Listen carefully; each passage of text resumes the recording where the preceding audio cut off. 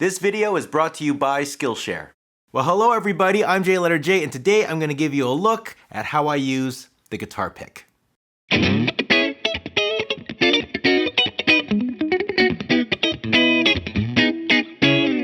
Welcome to another episode of Play Like Jay. I'm JayLeonardJ, and I'm going to give you all the secrets on how I play guitar. Today, it was inspired by a question I got, a private message I got on Patreon from one of my Patreon subscribers.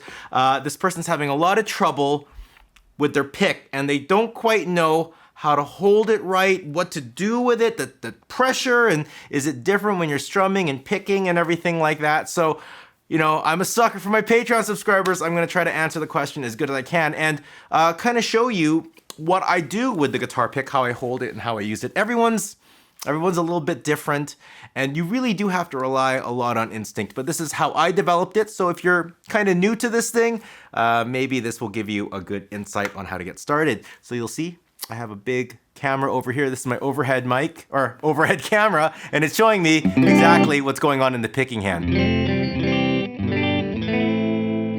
So let's first start talking about how I actually hold a pick for all of you out there. So pretty much what I like to do is, you can see I have my pick here. I like to kind of put my finger out with a little bit of a curve on it and place it right on top so it's just balancing. That's a good starting point. And you can see that angle too. It's kind of, if you could draw a line right across here, that's kind of where my first finger is, like that. And then I just put my thumb over top of it. So my finger's kind of making like a little bit of a crisscross shape, and it just fits right underneath. And that's pretty much my basic grip. I have a very, very loose grip on a pick, and you need a loose grip because the tighter you are, the slower you play in your hand. Everything just tenses up.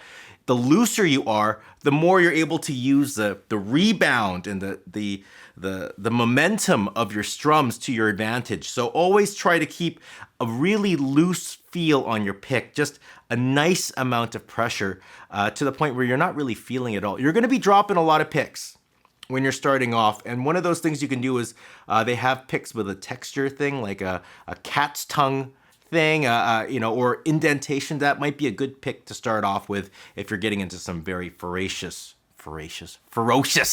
strums. So you can see what I got here.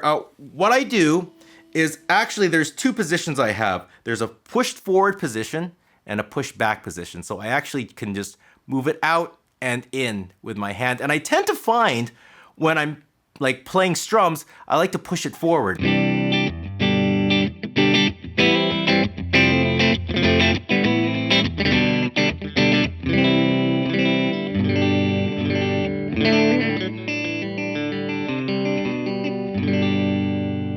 See how it just kind of lays out and opens it up? What that does is it just separates it from my hand a little bit, and it just gives me a little bit more rebound, a little bit momentum.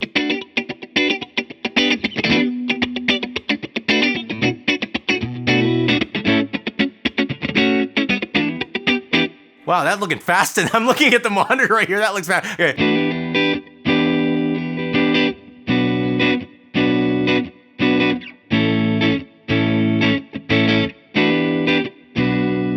So you can see it's very, very loose and very, very pushed forward. Now, when I need to play a little bit faster, I actually notice that I push my hands up together like this. It gets a little bit tighter, and I bring it closer to my overall palm to give me a little bit more precision control.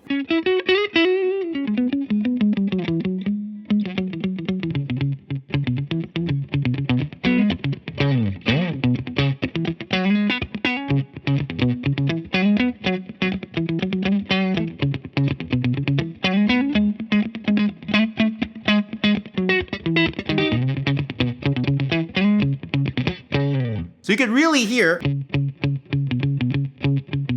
how I really just pocket it right in there.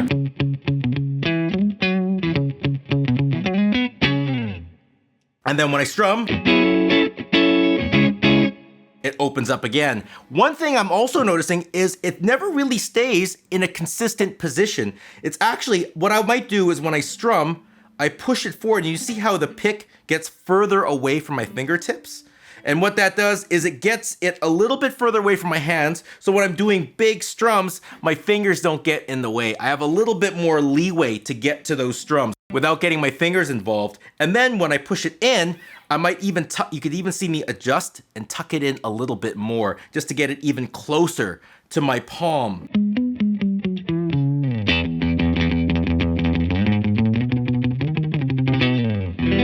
It's weird doing that song with not a lot of reverb, eh?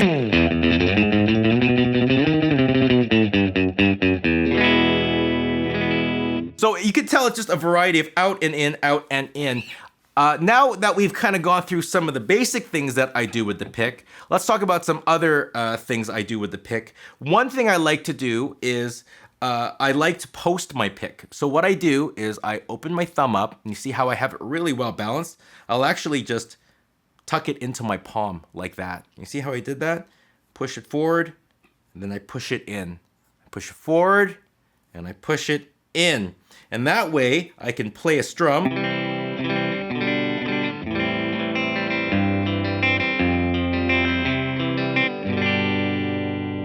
And then I very slowly can push it in like this. See, I could actually just fold it into itself. See, I keep it steady, slowly put it in that little crevice, and then I have...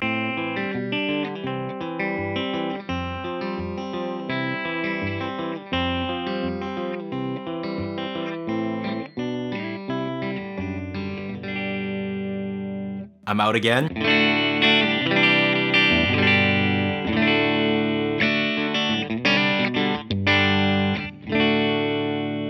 So you can see that's a really neat thing to be able to do. And you could actually just practice that. Just practice going from this to this, this to this, this to this, this to this. You can even see how my hand changes. It goes forward and then back, forward and then back. I have the pick, it's back away.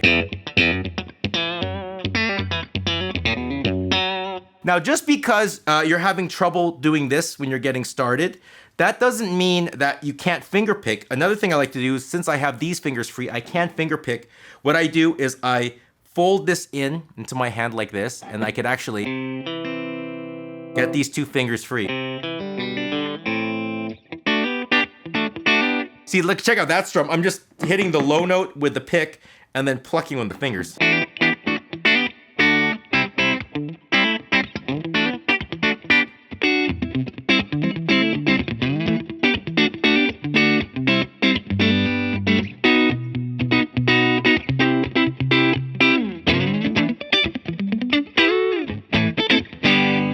So a lot of really nice things you can do with the pick, but yes, definitely the main thing to do, keep it loose. There's at no point I'm feeling a lot of tension. Maybe if I'm playing tight and fast, I'll bring it in and there might be a slight increase in tension, but I think that increase is just more a product of me pressing it into my hand. Just there's more muscles being flexed. Because at the same time, even though there's a little bit of tenseness here, it's still very loose in the wrist, still very loose everywhere, and the grip is still relatively loose.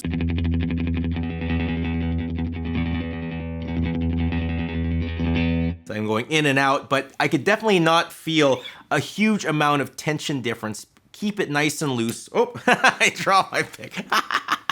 But definitely those are kind of some starting points to get you on the path to getting your pick figured out. So rule of thumb, please try practicing balancing it. It's like a little bit of a V shape. Try pushing it out, pushing it in, posting it back, posting it forward, and just varying it. And you'll notice that depending on how far away from it is from you, how close it is to you, the sound will change and the way you attack it will change as well. Other things to keep in mind with picks is the size. If you're a person that plays a lot of quick single notes, you might benefit from a thicker, smaller pick, because the smallness of it keeps everything close to your hand. The thickness of it doesn't flex, so you get very little floppiness. You can really precisely go from note to note.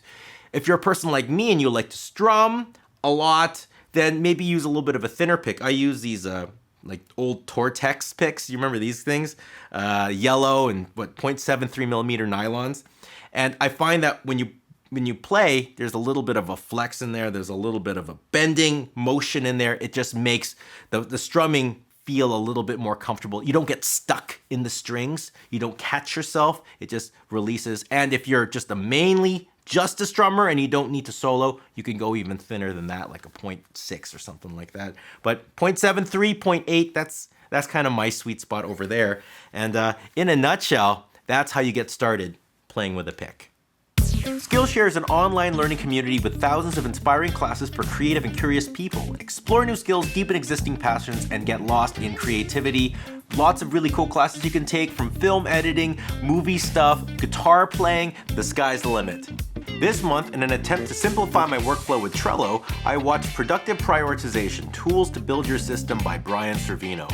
There I learned how to organize my tasks better and use methods like time boxing and the Pomodoro technique to use my time more effectively.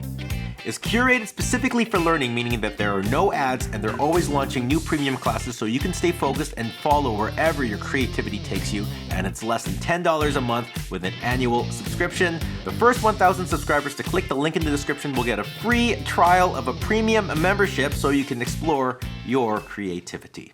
Well, that is it. That is the video. Thank you all so much for watching. Please subscribe to the page if you haven't already. Check out the links in the description below. And please try to be a Patreon supporter. Patreons keep this page going. They keep the lights on. And I do all my reviews for any product that I do on this page. The review for it is on Patreon for the Patreon subscribers. So I guess that being said, I'll see you all soon. Take care and goodbye.